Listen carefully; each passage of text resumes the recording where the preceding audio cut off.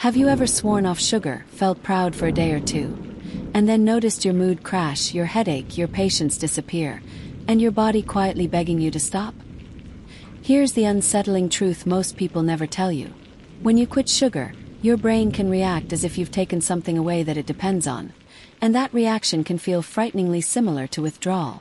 If you stay with me, you'll understand why this happens, how it affects your mind and emotions, and how to move through it with clarity instead of shame. Imagine a quiet morning. You wake up determined. Today is the day you'll finally eat clean. No soda, no pastries, no sweet coffee.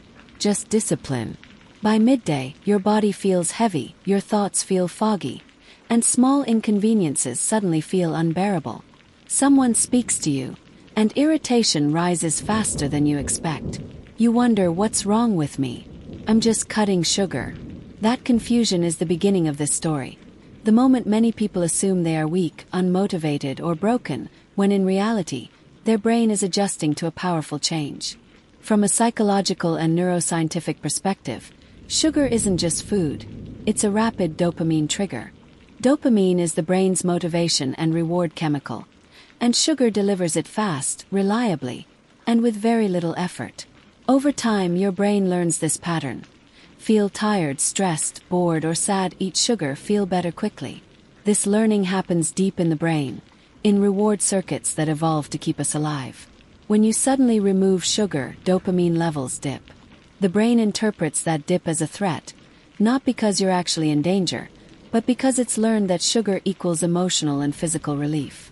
That's why symptoms like irritability, fatigue, headaches, low mood, and cravings can emerge. They're signals from a brain recalibrating its reward system.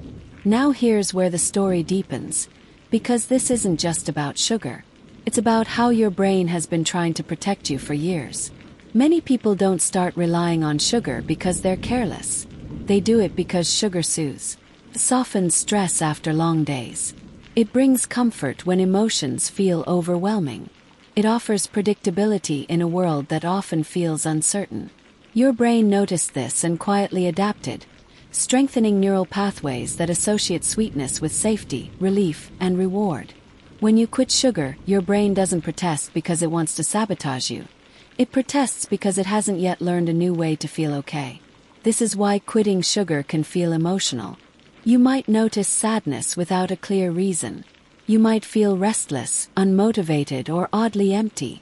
Psychologically, this mirrors what we see in withdrawal from other dopamine-stimulating behaviors. The brain temporarily struggles to generate pleasure on its own.